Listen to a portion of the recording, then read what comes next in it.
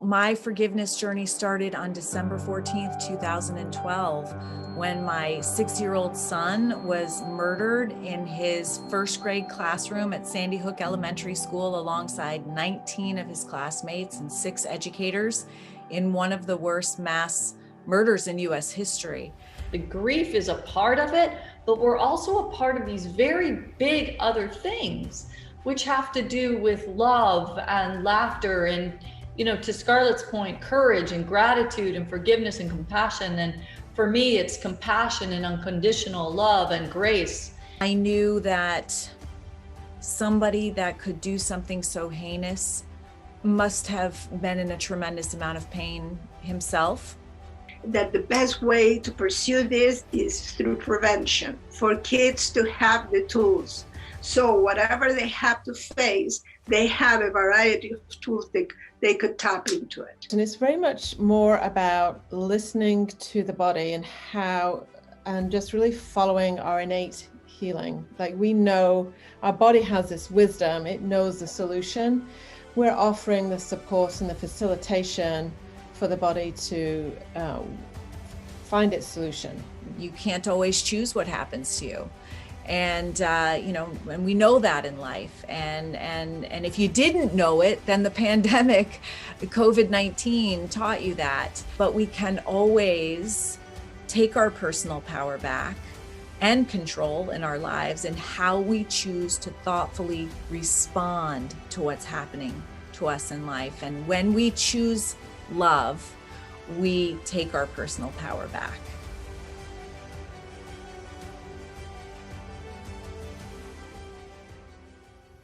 Welcome to Brave Love, where together we are learning to choose love over fear. I'm your host, Sarah Dale, and today we are starting a brand new series because I picked up this book, The Gift of Forgiveness by Katherine Schwarzenegger Pratt. It is a collection of inspiring stories from those who have overcome the unforgivable. I highly recommend it. They are short reads. She gives quick overviews about over 20 different stories of people who have forgiven and overcome all kinds of things. And they are amazing and inspiring. And when I read this, I thought, I have got to reach out to these people in this book and see if they would be on the show. So I reached out to Scarlett Lewis in Newtown, Connecticut, and she said yes. And if you're guessing if she's from Newtown, Connecticut, is her connection with the Sandy Hook Elementary School shooting, yes, it is. Her son, Jesse, was killed at the age of 6 years old at that mass shooting in 2012. And wow, she shares her story of forgiveness, of overcoming that trauma and moving on.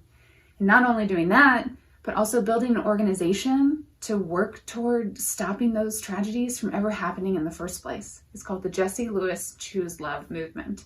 And they teach kids in school these social and emotional learning and development skills to choose love, to take care of their community, to stop bullying before it ever even starts, before anything could ever even turn into violence and tragedy. She has an amazing story. Can't wait for you to hear it. So let's go over to her on Zoom and you get to meet her today as well. Hi, Scarlett. Welcome to Brave Love. Thanks, Sarah. It's so great to be here. I really appreciate you joining us. I know that sharing your story is going to be very impactful for our community, and I can't wait to know you better as we chat. And also, I love your setup. It is a perfect background. I love it. Well done. Thank you. Thank you. I always have the formula behind me and a picture of Jesse. I love it. And you're still in Connecticut, right? I am. I'm still in Sandy Hook. So as I mentioned in the introduction, I first read about your story in Katherine Schwarzenegger Pratt's book, The Gift of Forgiveness. And I love the subtitle here, Inspiring Stories from Those Who Have Overcome the Unforgivable. And I think that is one of the most amazing things about your story is that many people would say that you have overcome the unforgivable. So please, if you will, take us back to the beginning, how your forgiveness journey started. Sure, Sarah. Well, my forgiveness journey started on December 14th, 2012, when my 6-year-old son was murdered in his first grade classroom at Sandy Hook Elementary School alongside 19 of his classmates and 6 educators in one of the worst mass murders in US history. And when I finally came back to my little farmhouse where I raised my 2 boys as a single mom, it took a few days for me to come back here. I saw a message that my 6-year-old son had written on our kitchen chalkboard shortly before he died. He wrote 3 words: nurturing, healing, love. And those 3 words stopped me in my tracks. I knew instantly that if the shooter, who had been a former student of Sandy Hook Elementary School, whose mother had actually taught at the school as well, I knew that if he had been able to give and receive nurturing, healing love, the tragedy would never have happened. It was as simple as that. Simple isn't always easy. And I knew that I would be spending the rest of my life spreading that message. It actually helped further my compassion for him, believe it or not. I knew that somebody that could do something so heinous must have been in a tremendous amount of pain himself. And I saw, taking a step back and looking at the world's reaction, I saw all of the blame and finger pointing going towards him and his mother. And I just thought, it can't be that easy. It just can't be that easy, because if it was all their fault, it would never have happened before, and it would never happen again. But now it's become our new normal. So it can't be all their fault. And I realized that it was going to require me taking my part of the responsibility for what's happening in our world and stepping up to the plate to be part of the solution. And, when as it really relates to my journey of forgiveness, the shooter wasn't the hardest person to forgive. Believe it or not. I felt like he was a victim as well. And I actually included him in the number from day one. You see Sandy Hook Elementary School associated with 26 because there were 26 victims. But I really felt like, in some way the shooter and his mom were also victims of a system that's broken, victims of themselves. And so, it was harder for me to forgive people that took advantage of the tragedy and used it to make money and things like that. I mean, that was harder for me to forgive, really. That makes total sense. And it reminds me of something I read in the book, if you don't mind me reading from the book, where you said, if I did not forgive Adam, it would give him power over my thoughts, which affect my feelings, which then affect my behavior. It's called the cognitive triangle in the mental health field. I would literally be giving him control over me, and I would become another victim of the Sandy Hook shooting. And probably that would have induced JT, your son, to become another victim as well. Instead, I chose to forgive. And you're so right to bring up how it's not just people that were killed or injured in tragedies like these. Unfortunately, trauma spreads, and it can spread through the families who are affected by it. As a lot of people in this community know that, my husband went to combat and was a soldier. We could count all the people who lost their lives there, right? But then even the people coming home, that affects them, then that affects their families, and can go on and on. So what a powerful thing for you to say, no, it's going to stop with me. I'm going to choose to forgive, and I'm going to choose to love, which is just amazing and blows me away. So please tell everybody after that, then how you got to the point where you started the Jessie Lewis Choose Love movement, because I can only imagine it's a long journey just to overcome, the tragedy. And I'm sure after we go through trauma, where it's not like we're one day, oh, I'm perfectly healed. It's a long process and it's evolving. But tell us about how then you transition to creating this movement and being a part of a solution so that this stops happening. Absolutely. So that message that Jessie left on the kitchen chalkboard, I knew that I needed to get that into schools. That was just my purpose. It was a little bit unexplainable, but I knew that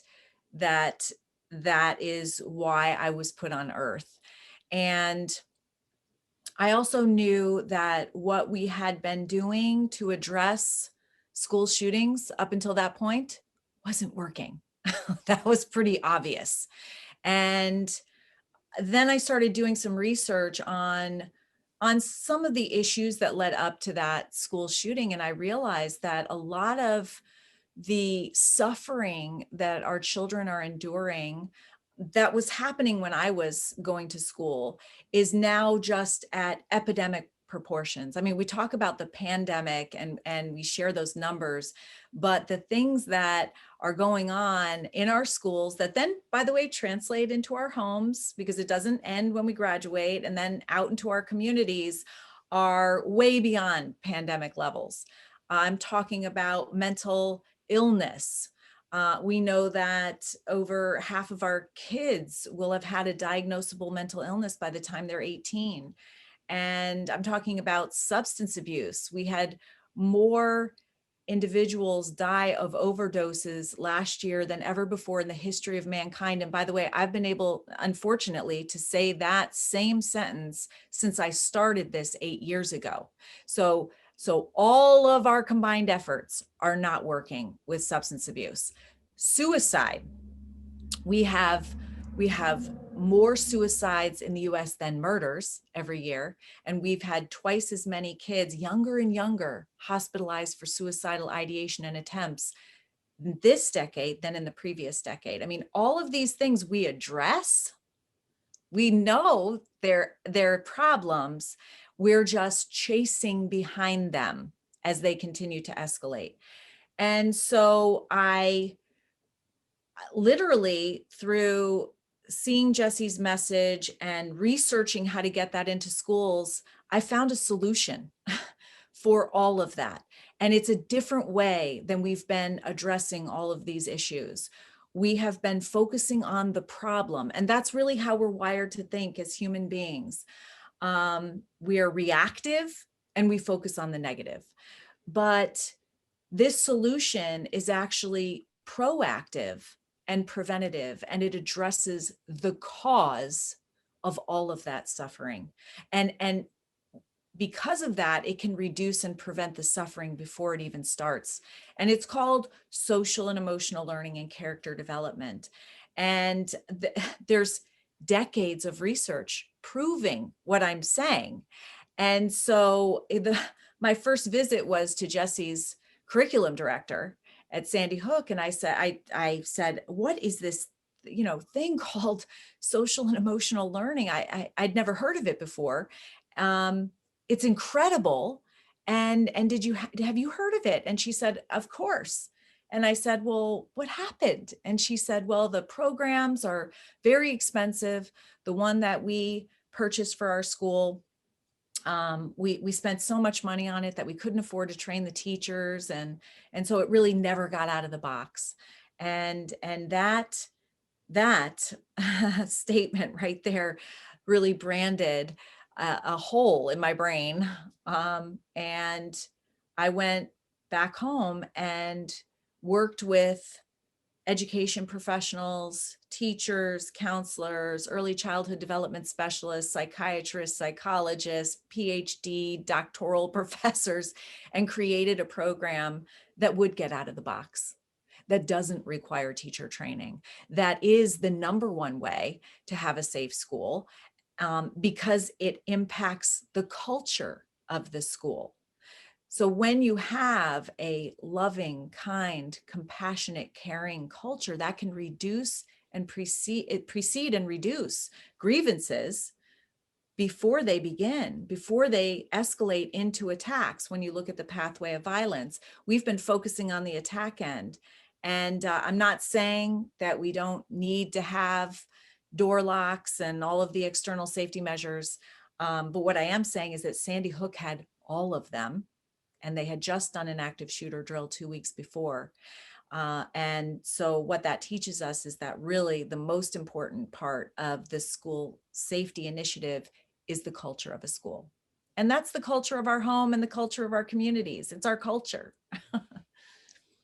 That's amazing. And tell us what this has been like, seeing these programs, you know, come into these schools and flourish, because you've affected so many people. You know, it's all over the nation now. And what are, you know, some of the results or, you know, amazing stories that you've heard along the way?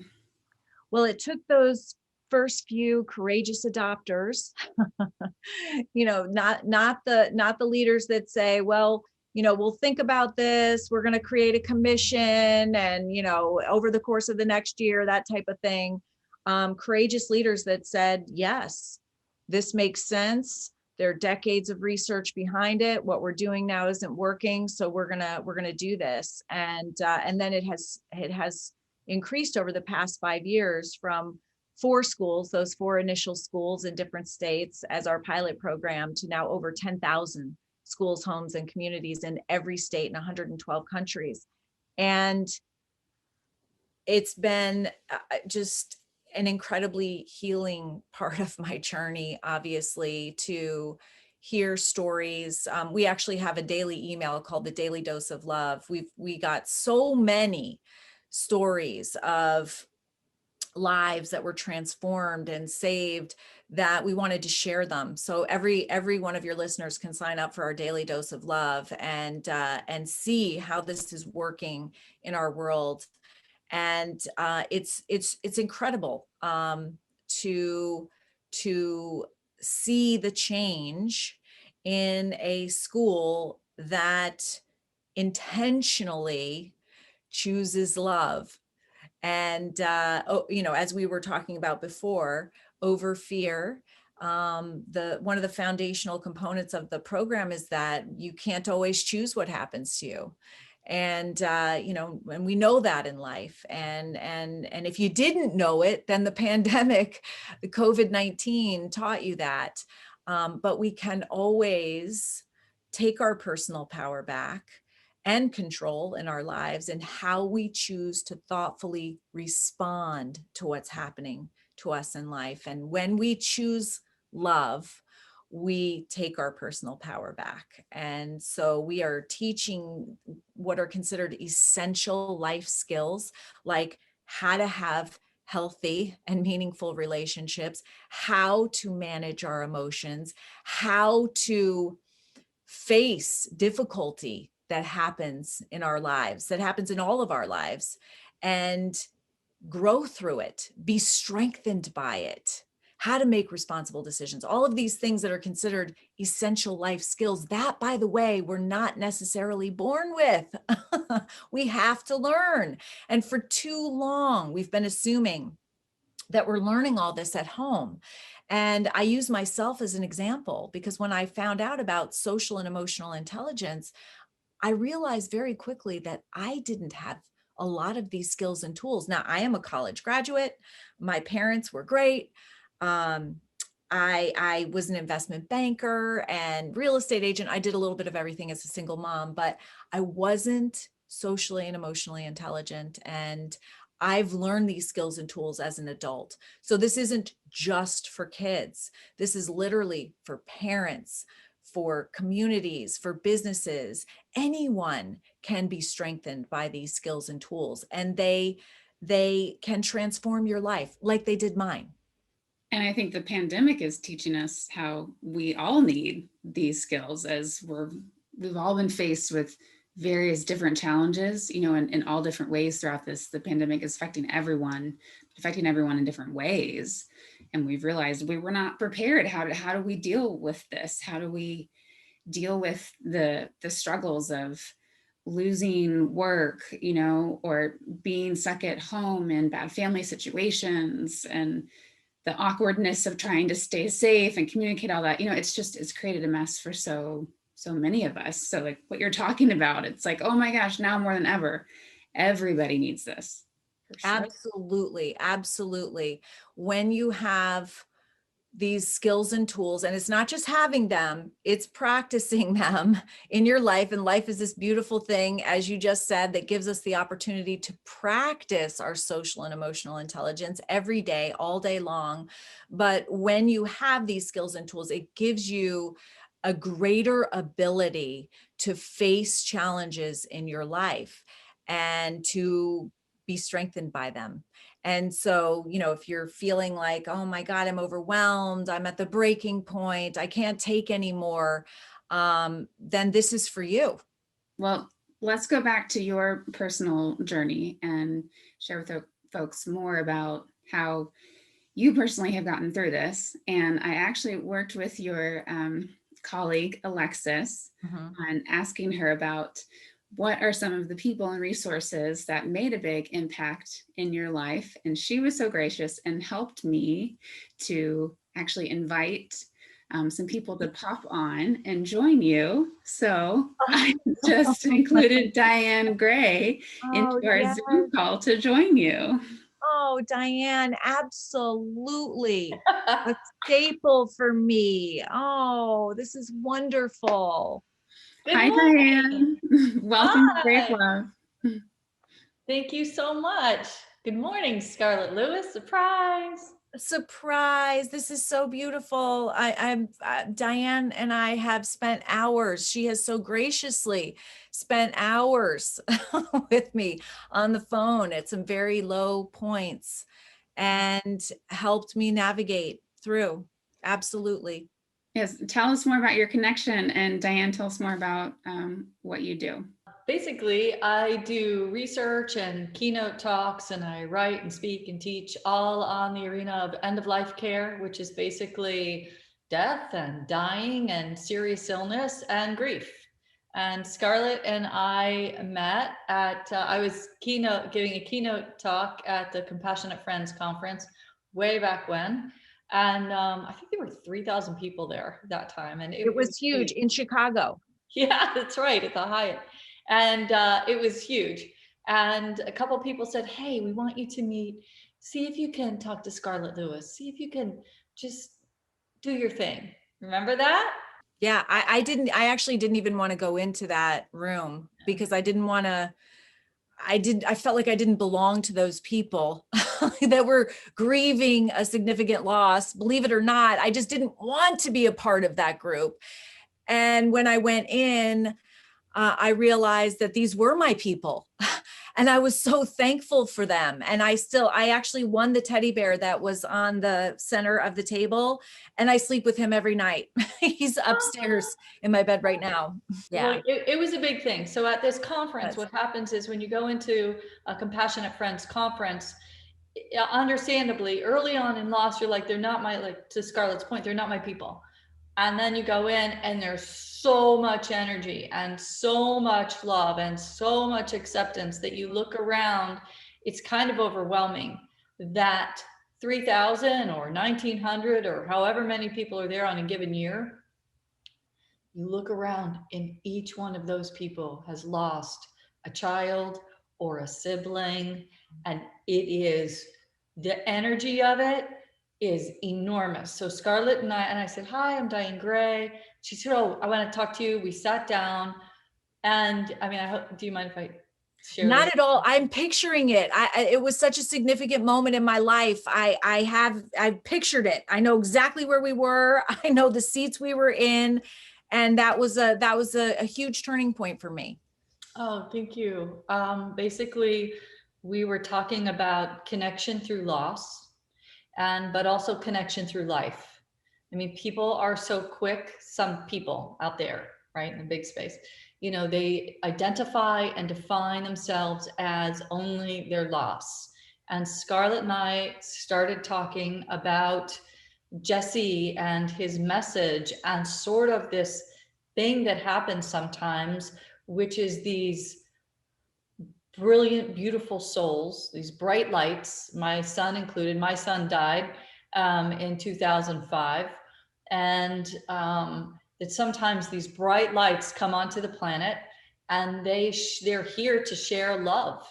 And it is very clear that that's what they're here to do. And Scarlett and I were discussing that. And we were also discussing the fact that, yes, they were here, but let's not get stuck in the fact that our lives are labeled only by the grief. Like, the grief is a part of it, but we're also a part of these very big other things, which have to do with love and laughter and, to Scarlett's point, courage and gratitude and forgiveness and compassion. And for me, it's compassion and unconditional love and grace. And so we started to talk about it. I think in opening the space for someone to see a spot forward, even if they're not really ready to step forward into that yet, but to hear that might be possible, that this other life outside of the searing pain that they're experiencing in that moment, to hear that that's possible. Scarlett, I remember your head going down in a moment of grief, but also just like open love. And I was holding your head in my hands and you were crying. And I remember that moment, and I'll remember it for the rest of my life. And I think in that moment, it opened the space up for connection. And we've continued that to do some pretty fun work. We've worked together. We have connected on so many levels, and I consider you one of my dearest friends. I love you so much. I love you too. Thank you. And I'm honored to do, whatever I can. So Scarlett asked me to write some grief content for the foundation, to put in schools with teachers and things like that. And through that, so many other things and conversations have been born.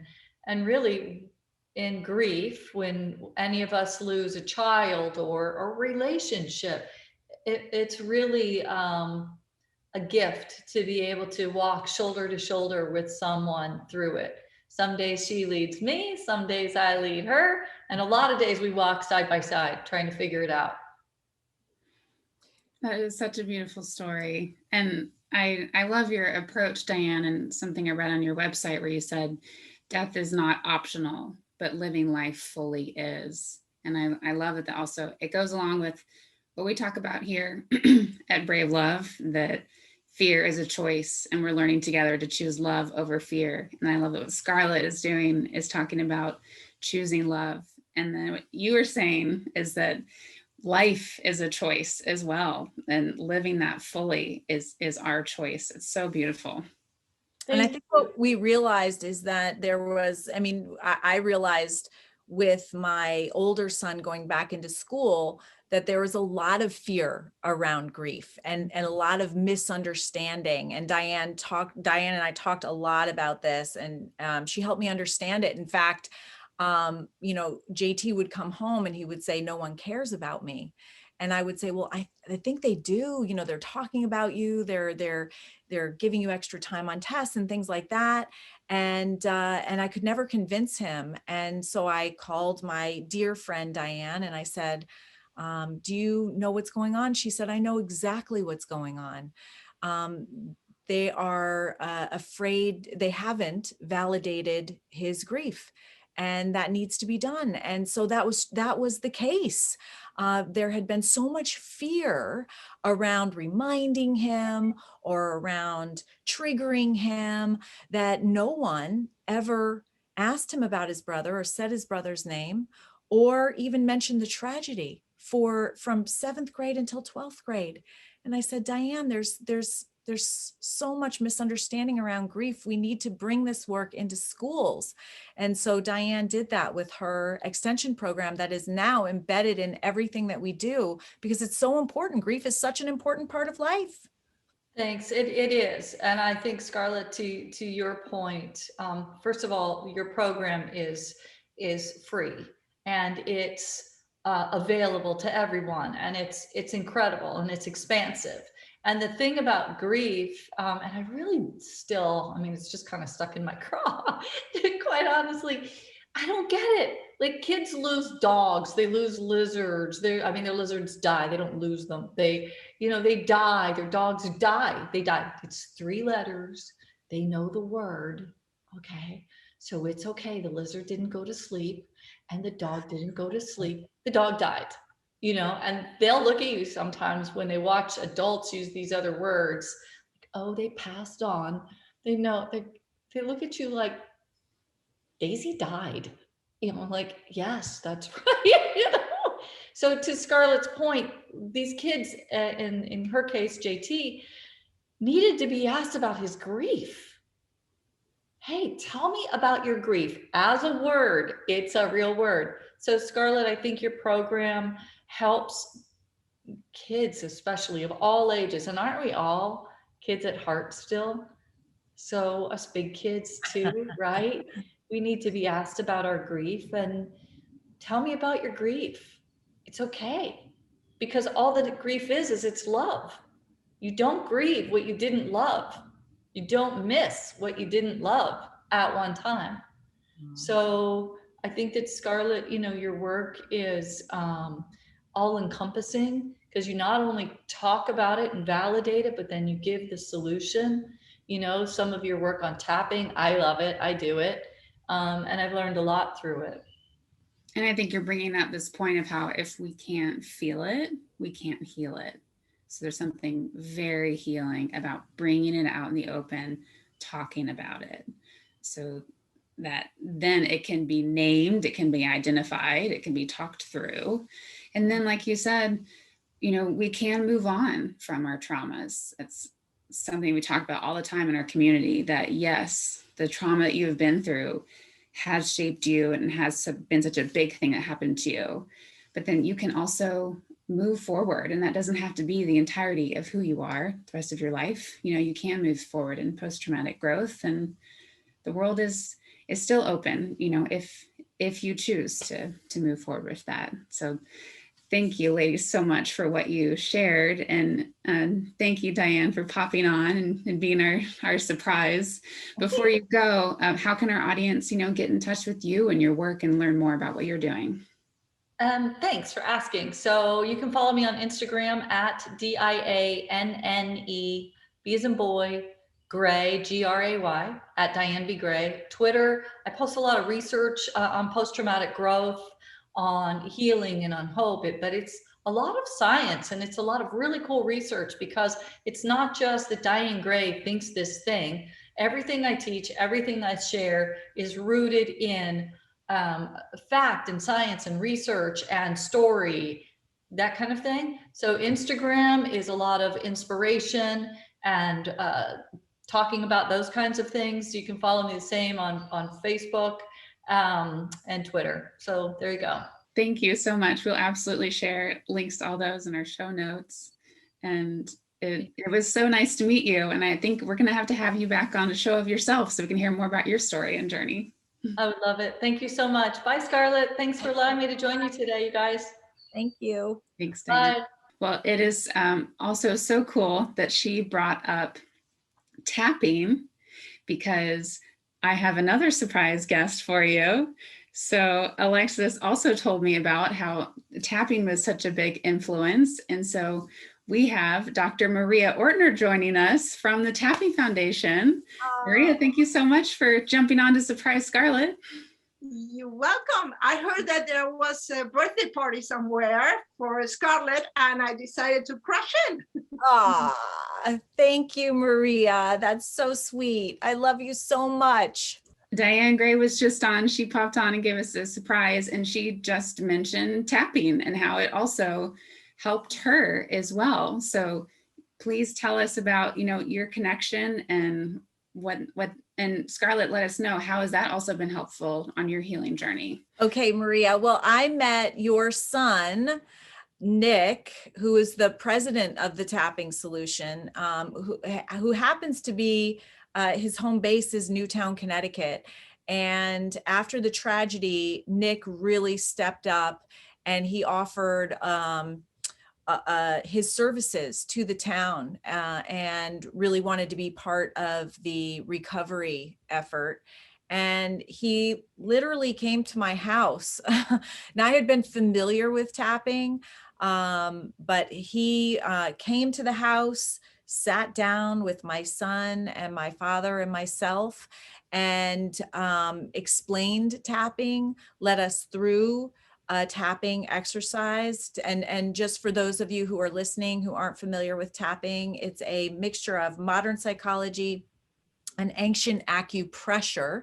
So you literally tap on places on your body that correlate to the amygdala. And this is where your freeze, fight, or flight response is kept, your fear response. And it literally changes the wiring in your amygdala to reduce anxiety and corresponding cortisol that can be released during the fear response. And it helps you take control back. And it actually gives you relief physically, mentally, and emotionally from pain. So it's really powerful. And I remember sitting across from Nick, and it was days after Jesse's murder, so I'm very raw. And we started tapping, and he's leading us through, and we're tapping on these places on our bodies. And I had just this tremendous amount of anger come up. And I thought I was a little bit afraid of the sadness that would come out, but it was more anger. And it was at this bizarre happening within the last couple of days. It was so obscure. And when I was telling him about it, he said, well, could it be that as we were tapping, could it be that that's something that you're using to protect yourself from, the actual grief? And it was an incredible thing that was happening. I knew that it was in the moment, and it didn't take a long time. It was 10 minutes. And I got through that protective layer, and I got down to my grief, and it was life-changing in that 10 minutes. And while I was sitting on the couch watching my 12-year-old son do it, I thought, this is incredible for kids. This is a tool that children can take, and they can do anytime in their rooms, anywhere, to access relief from any kind of pain. Physical, mental, and emotional pain is so powerful. And so I when I started developing the programming, I knew that I had to include tapping. And it's kind of funny because I called it an extension program, and I worked with the tapping solution, but then the pandemic hit, and we put it right into the middle of everything that we're doing, because it is so important. So there's so much trauma out in the world now, and not just for kids, but for us big kids, as we've been referred to by Diane Gray. And so this is an essential part of my healing. It is one of my main staples, and it's so important to go into classrooms and homes, especially now. You couldn't say it any better. And I always love to hear from a person who experienced themselves the technique. It's a very simple and in a way deceiving technique that would pay so much good benefits compared to everything else that is out there. And one thing that I personally love about it is that it's a tool that people could have anytime, anywhere. Because let's face it, not everybody has access to mental health providers or services, or when you need it, you cannot reach out for that person. So having a tool like tapping is a lifesaver for many, many, many people. And I have to tell you, I'm blown away by the response and the testimonials that we have from all over the world. The tapping solution, as Scarlett was saying, Nick and Alex and Jesse work on developing materials that they're user-friendly, that anybody could implement. And that's the thing that I admire the most. I'm a psychologist by trade, but what my kids have been able to do is to develop this in a way that anybody can use it. You don't need a degree to use it.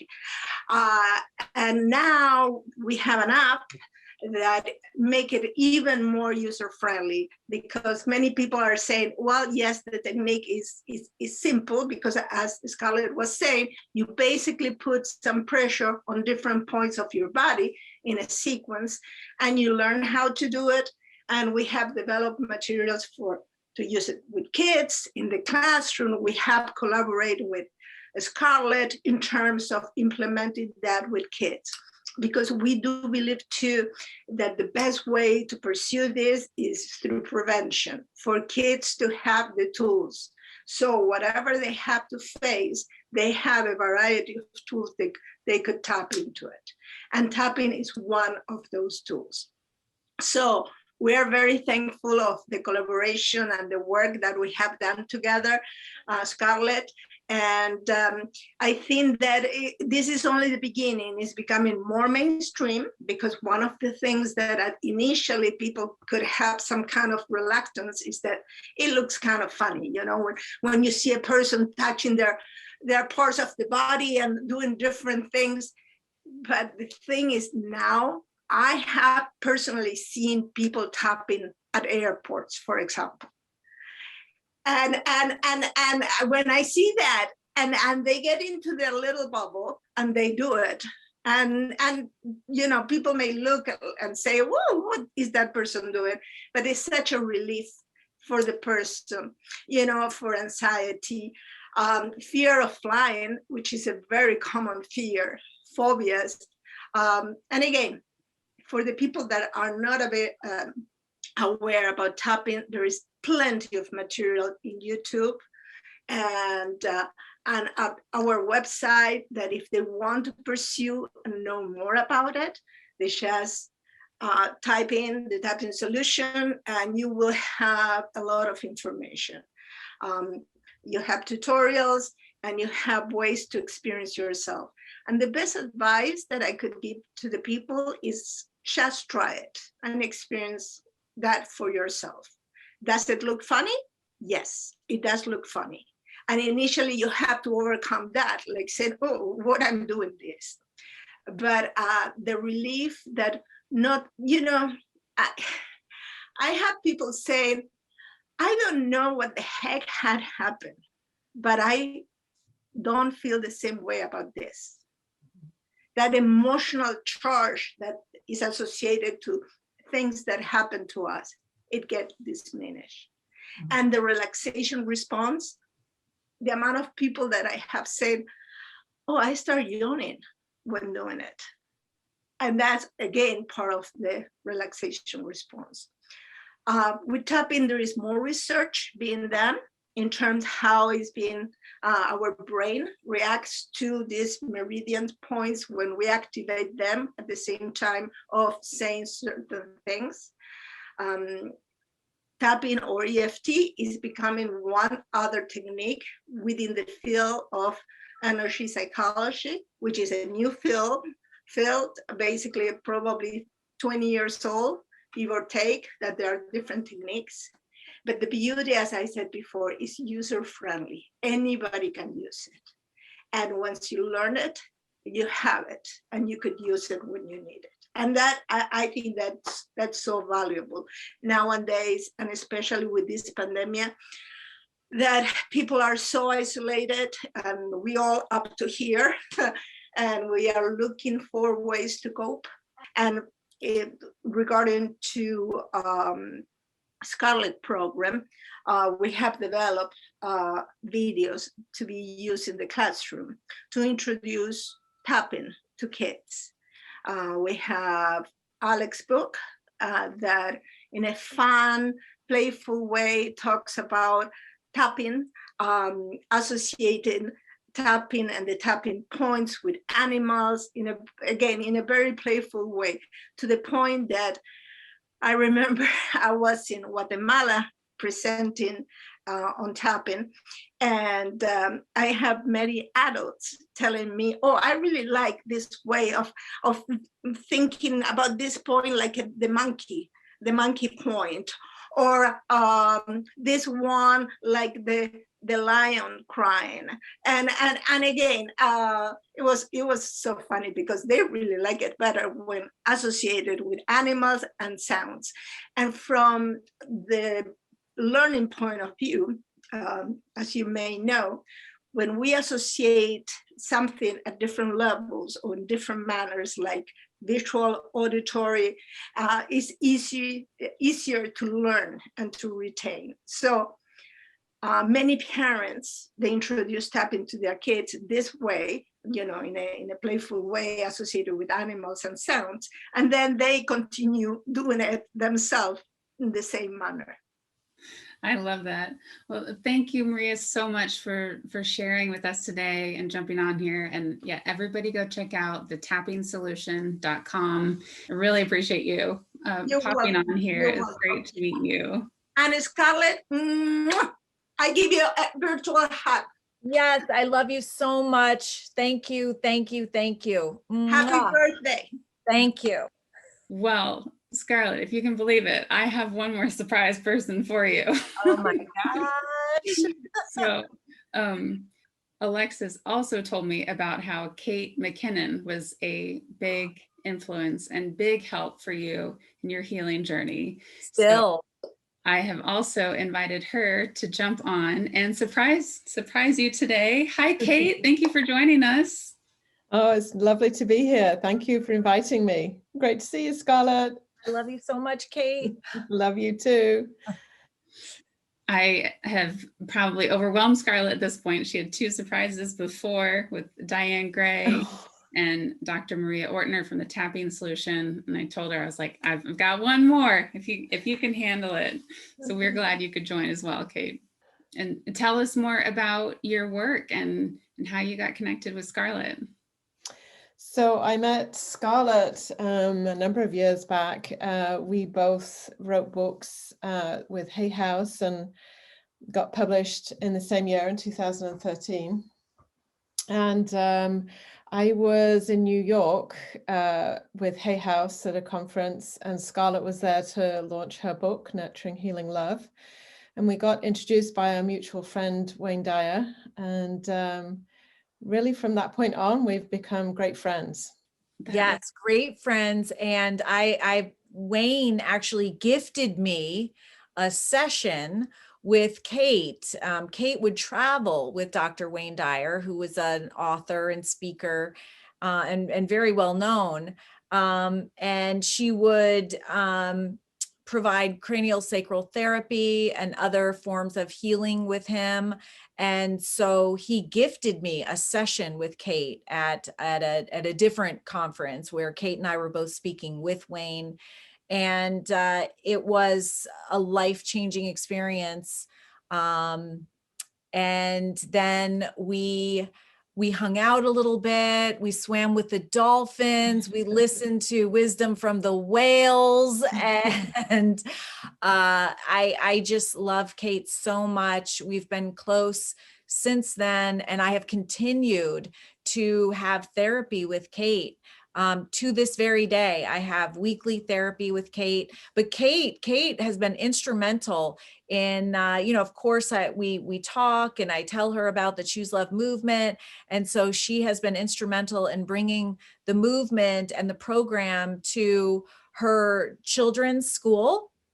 Was a Montessori school, and to her town, which is Livermore, California. So Livermore was one of the first towns to actually adopt Choose Love in their entire district. And so Kate was instrumental in doing that. So she is also an ambassador for Choose Love, and we continue to work with the town and the school district together to help them along their journey. And so we work together, we play together, and it's just been an amazing, I love you so much. And I love seeing you here today. It's great to see you here. And the other thing we've done together is, because we've known each other since really the inception of the Choose Love movement, is I asked Scarlett about how touch could be incorporated in this social emotional learning curriculum that's been developed.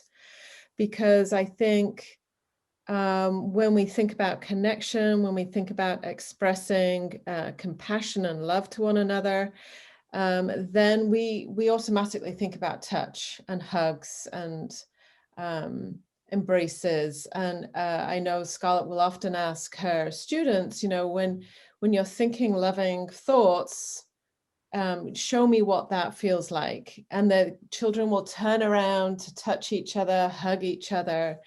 And this is a sort of this area of touch can sometimes be a difficult one for people to navigate. Like educators find it difficult or challenging at times.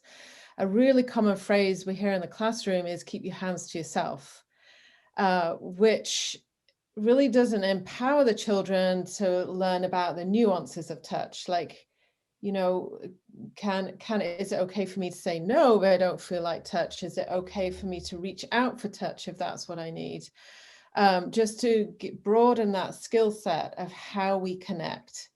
And, that's been such a gift to me to work with Scarlett and her team to develop that curriculum, because I think it also is a unique offering of the Choose Love movement.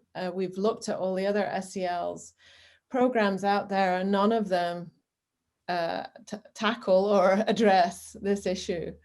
So that's been, a lot of fun to do also. And tell us more about what exactly craniosacral therapy is, for those who don't know. So craniosacral therapy stems from osteopathy. It's a hands-on way of treating pain and issues in the body. So the whole system is really addressing how can we have a really healthy nervous system. So that includes the brain and the spinal cord. So when we say craniosacral, that's the cranium, which protects the brain, and the sacrum is way down at the bottom of our spine. So that's our whole spinal cord. So we know that if we have a healthy nervous system, we're going to be in health. So whatever it is that's creating restrictions and pulls on that system, so we have put our hands on to feel for that rhythm. The fluid that circulates around the brain and the spinal cord is called the cerebrospinal fluid. And that brings in all the nutrition, takes away the waste, and that's sort of just flowing around. We think about our blood flowing around. So anything that's pulling on there can be anywhere from the body. So we put our hands on, feel for that rhythm. We feel for where energy is getting held and stuck, a place that we've locked down, either physically, emotionally, or a combination of both.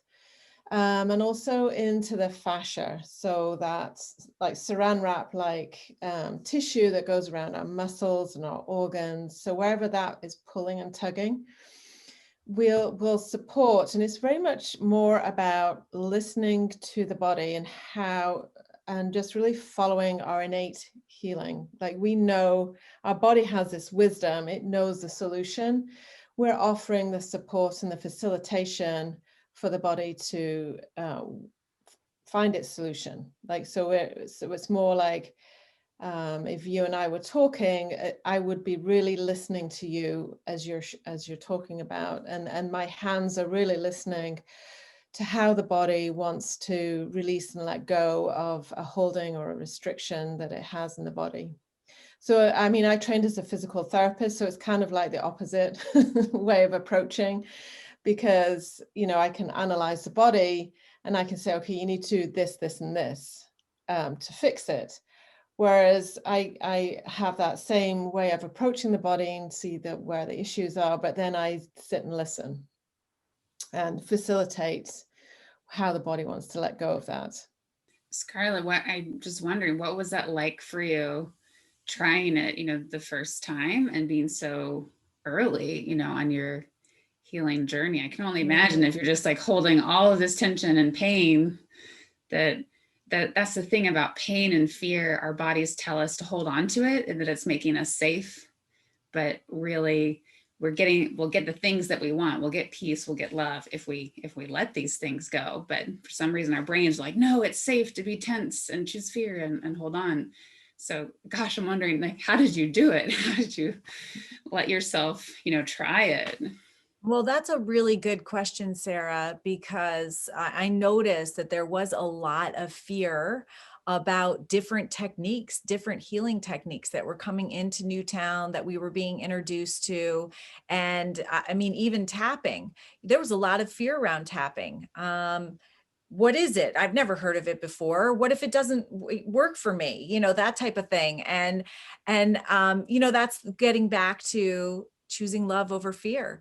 I mean, my thought was, well, it's not going to hurt and I want help. So if it helps a little bit, then it'll be worth it. And so I wanted to try these different techniques, and I've tried almost everything that was put in front of me. And so I've retained the ones that were the most powerful healing agents for me. And so that was tapping, and that was also definitely working with Kate and craniosacral therapy and her energy healing has been just incredibly powerful for me. And I think it's just, you know, not being afraid and opening yourself up to possibilities.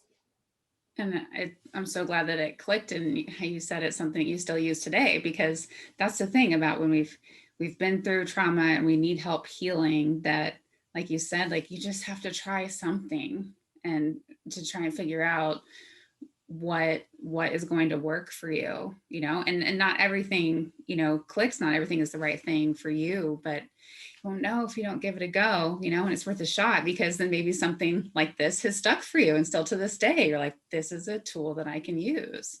It's absolutely. I get weekly sessions with Kate, and they're distance sessions. I'm in Connecticut and she's in California, and just as powerful, really incredible. And I'm so thankful. I mean, Kate started out as somebody, you know, that was a therapy provider, really. And she's become a dear friend, a huge part of the Choose Love movement. As she said, her compassionate touch is on the website and available for all educators. And really something that people, as she said, they were, you know, a little bit, you know, there was a little bit of fear around that topic. And, you know, we heard a lot that, you know, when kids need to be consoled, how do you do that appropriately? And, you know, touch is so vital, and connection. We call it compassionate connection now with the social distancing, because, you know, think about just the term social distancing. It is the exact opposite of what we need as human beings. We need social connection. As Kate said, when I would ask kids, you know, what love looks like, if they were sitting across the table from one another, they would literally reach out and try to touch one another. Love is connection. And the social distancing mandate, it has damaged us. And, you know, there is a way back, and Kate is a big part of that. Yes. And Kate, tell us how you've been able to do your work virtually as well. As so many of us, our lives have been turned upside down by the pandemic, and you have a practice that was for in person and, you know, connecting physically, touching people, but you adapted that virtually. Tell us how that works. Yeah, so I was really fortunate because I have in my training worked in a way where we could do distance healing work, sort of using a lot of the tenets of craniosacral therapy, and also just what I know from being a physical therapist and working with lots of different people. So that's really, it's about being embodied. So it's about being in our bodies. And so oftentimes when we're in fear, we tend to exit out. We become what we call ungrounded, right? We use that word. And basically what ungrounded means is we're no longer connected into ourselves. We kind of, you know, the extreme version is we dissociate. So we literally sort of exit, leave with no idea really what's going on in our own inner landscape in our bodies.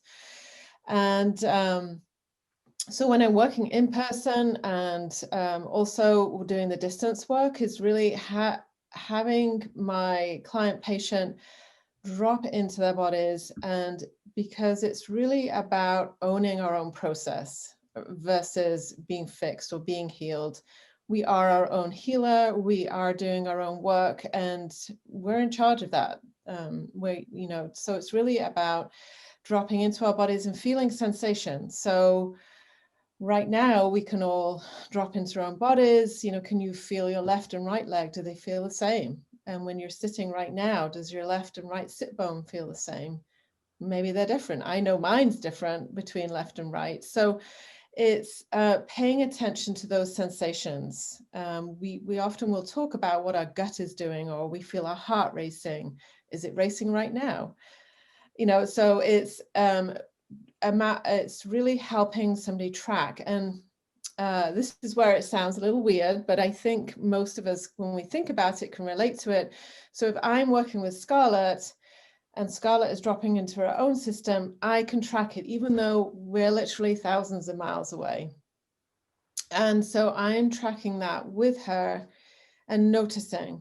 So that's really how the interaction goes, is tracking those changes as, again, I bring in the support and facilitate the changes and healing.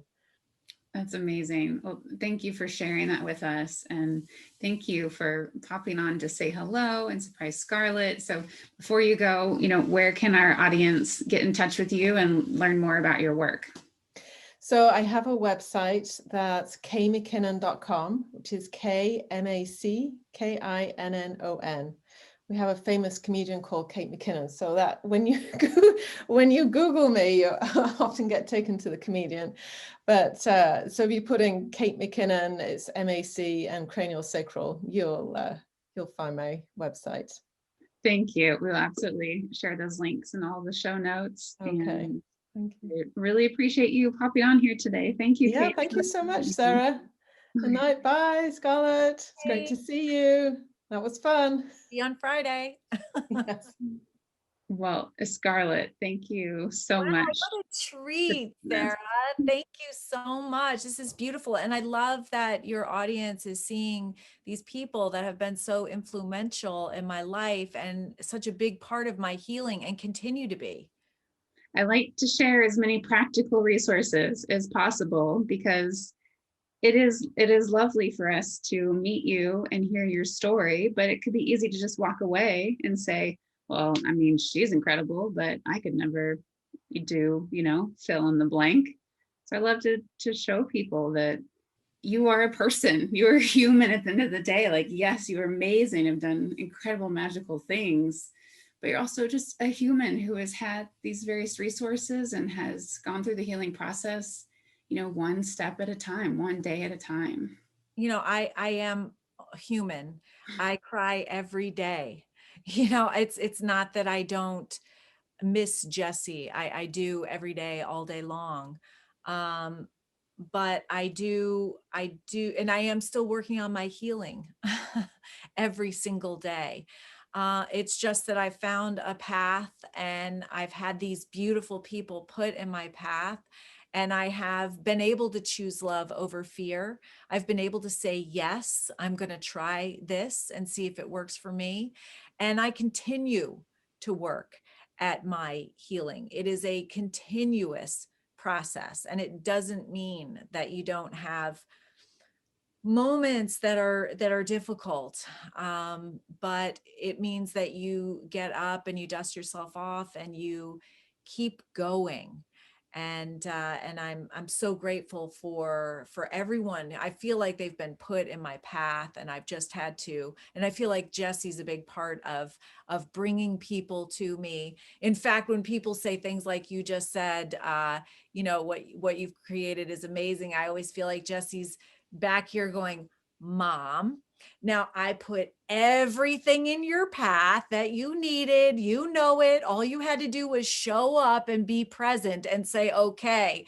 So, and truly, truly, it was such a group effort, so many beautiful people, and you've met some of them coming on board and volunteering to create incredible programming where there were huge gaps in our school systems and in our knowledge and understanding, creating programming and then agreeing to allow us to offer it at no cost so that everyone could access this, because everyone needs to be able to learn these essential life skills because they are a direct path to flourishing. We know this through decades of research, and they can't be priced out of the market to anyone. And for as long as possible, and by the way, the majority of our funding comes from individuals that want to be part of the solution, $25, $10. And that is because they too agree that everyone needs to have access to this, that everyone deserves the essential life skills that are a direct path to flourishing in every aspect of your life, not just within yourself and in school, but at home, in our communities, in our workplaces, everywhere. Scarlett, you have given us so much today. So how can we give back to you? How can we support you? Tell everyone where they can find more about your work. How can we support you? How can we help you? Thank you so much, Sarah. I would love for everyone to visit the website, chooselovemovement.org. And the amazing thing about this is that it is a true movement. It has been spread by word of mouth. And only within the last 5 years, it has spread to every single state. And it is the most taught social and emotional learning program in a handful of states and 112 countries. There's a movement in Japan. They're teaching it in China, in several countries in Africa, in the UK. We have ambassadors in Brazil and Mexico, and they're translating the program. It's incredible. In fact, there are educators in Hawaii who are doing the third annual Choose Love International Conference. It's going to be in May, and they are holding it and inviting us. So people are really taking responsibility for what's going on in our world and being part of the solution. And I absolutely love what's going on. I love to see how people are choosing love and they're sharing with us in the daily dose. So please go on, please talk about this. If you have kids, bring it to your kids' school. And the question isn't, do you have a social emotional learning program? It's, what is the name of the program?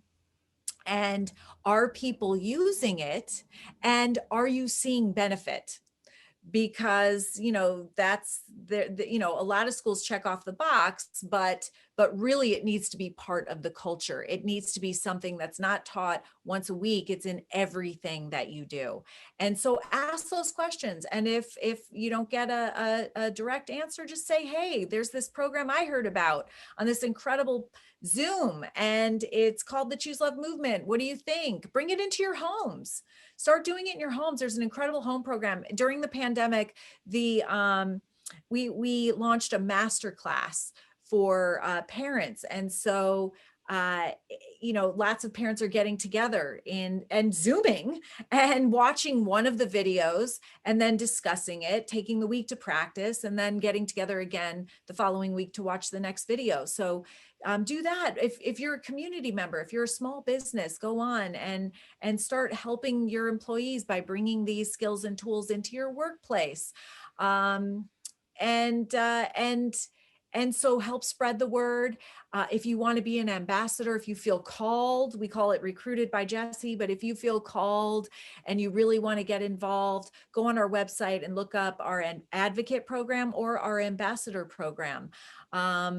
You can help us spread the message. You can reach out to different places by sending emails and calling. You can donate. We are a free program because we want everyone to have access to these skills and tools. And a lot of the programming that is out there is very expensive and literally prices itself out of the market to kids. I mean, my son in Sandy Hook, which is a relatively nice area, was priced out of the market essentially for these essential life skills. So volunteer, you can donate, you can become a member. There's so many different ways, and we welcome you because this is, Margaret Mead, the anthropologist Margaret Mead, her famous quote, "Never doubt that a small group of thoughtful, committed citizens can change the world. Indeed, it's the only thing that ever has." I feel like, our group right here is that small group, and that is exactly what we want to do. We know through science that these essential life skills can reduce and even prevent the majority of the suffering that we're seeing out there. And so we just want to make sure that every child has access to what we know are essential life skills that they're going to use for the rest of their lives, that are going to lead towards flourishing and happiness. You have absolutely proven that Margaret Mead quote, that one person really can make a difference. And thank you for bringing your light and your inspiration to us today. And you've just been a gift to me personally as well. And thank you for that. And thank you for your time. So everyone go check out Choose Love Movement and be a part of what Scarlett is doing. Be a part of the solution. It's amazing what you're doing. And I'm so glad that you shared that with us today. Thank you, Scarlett. Thank you so much, Sarah. Thank you so much. And thank you for choosing love over fear and spreading that really very basic message, something that we do every day that's at the base of every single decision that we make on a daily basis. We either choose from a foundation of love or fear, and the outcomes of those choices look vastly different. So thank you for spreading that really important message, and for helping spread ours as well. Same message. I love it. You are definitely an example of brave love, for sure. As are you. Thank you. Wow. Isn't Scarlett amazing? Aren't all of the women who were on the show today amazing? They certainly inspired me, and I hope they inspired you as well. And they reminded me that what we do matters. Showing up with brave love matters. Even if we're just doing our little part on this huge, giant world, it adds up and it makes a difference, and it's worth it. I don't know about you, but this pandemic has really been hard on me mentally, and has been hard to keep believing and hope and love, and especially with all of the craziness that happened in 2020. So it's such a good reminder to hear from these women who are day by day, they're just doing their work, showing up, being brave, choosing love, believing in goodness and healing. And it's possible to add more of that to the world and to make it a better place. So I am certainly inspired after today. I hope you are. I hope it's brought value to you. Go check out all of the resources that were mentioned on the show. We will definitely share all the links in the show notes at bravelove.tv/show. And thank you for being here. Thank you for being a part of our community. I'm so glad that you are part of Brave Love, and that together we are learning to choose love over fear.